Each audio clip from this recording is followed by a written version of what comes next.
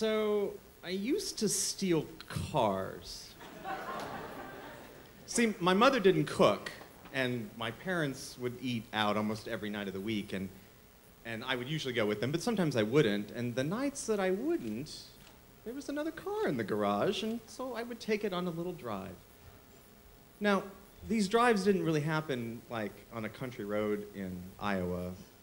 I lived in Los Angeles, and I drove on the 405 and the I-5 and Sunset Boulevard and Santa Monica Boulevard and Ventura Boulevard and all over Los Angeles for like a year, weekly. So on one particular Giro around on a night, I got the car and I decided I was going to go to this new development, a subdivision that was being built close to where I was living. And this, I had been over there on my bike. Oh, I forgot to mention I'm 12 at the time. So I had been to the subdivision on my bike, and it was great because the roads were paved, but none of the houses were in. It was just graded lots, and so I thought, I'll go over there. So I'm driving around in these little empty, weird streets, and I see some headlights coming up towards me.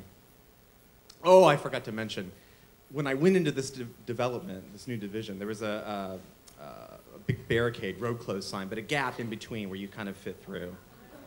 It's important to the story. So I'm driving down the road, and I see some headlights coming up, and I think, oh, it's probably some kids down at the bottom of the hill, because I saw some down there before, some teenagers, like smoking weed or whatever. But as the headlights get closer, I realize that's not probably a teenager car, because that looks like a police cruiser.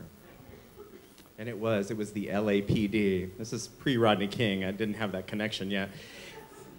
And so as I get close to the cop car, it's coming towards me. I'm going the other way, and I realized we're going to pass. And so I had this I wore a little hat, by the way. It was my disguise, because somehow I thought that would keep people from realizing I was 12 driving a big Lincoln, which is what I was driving.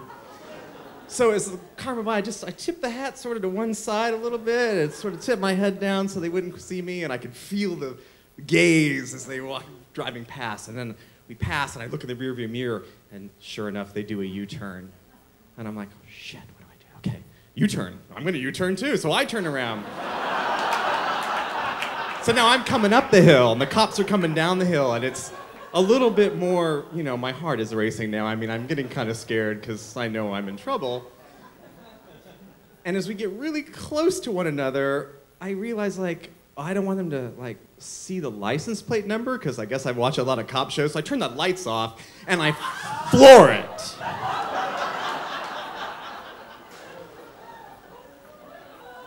"12 years old, big Lincoln, big engine, tear off down the street." Okay, so I'm racing up the street. They're doing a U-turn behind me, and all of a sudden I see the lights, and you know, it's about to become a high-speed chase.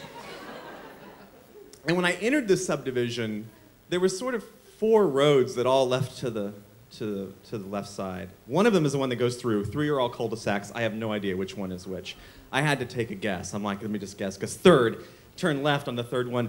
I could see those barricades, right? I'm like, it's like freedom, road closed signs, like fantastic. And I floor it, and I feel like I'm going like 200 miles an hour. It's probably 50 or something. And I'm going between the barricades, and I think, oh, the front bumper clipped the barricade on the right, and it exploded in this horrible mess of metal and wood, and pieces are flying, and I just keep going, and I'm looking in the rearview mirror, and the cops are kind of behind me, and a piece of that sign like falls right on the cop car, and they have to stop, and it was enough distraction that it let me keep going. So I'm going home, right? I'm escaping to home. Left, right, left, all these little residential streets, up and down hills. I'm flying like Mario Andretti, 12 years old in a Lincoln.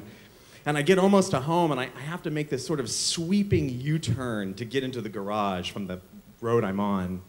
And I do it fast. And I have this whole thing planned in my head where I'm going to open the garage door with the button, and I'm going to pull the car in and close the garage door and turn the car off, and everything's going to happen like this ballet, and it works. I made it. Like, I made this turn, and I get in the garage, and I open the door, and I close the door, and the garage floor was kind of slick.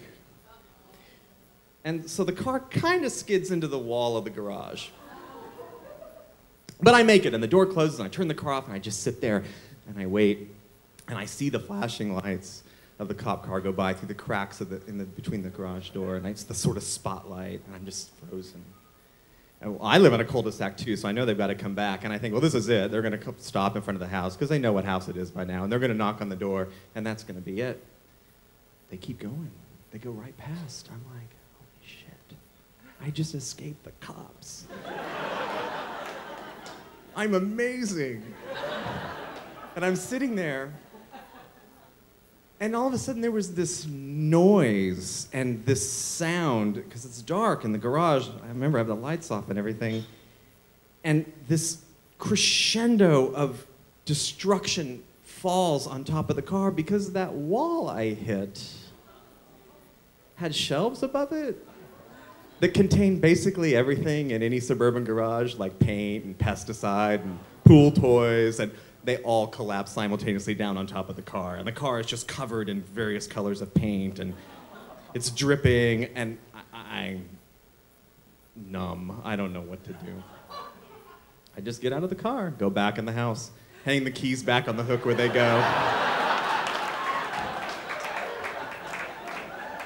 Go to my room, sit on the bed, and wait to die.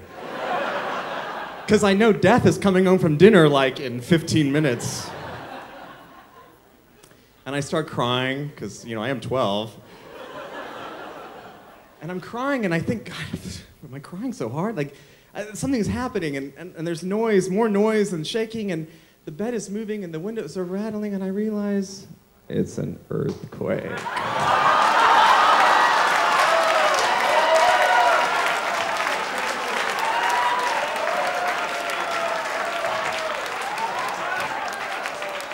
So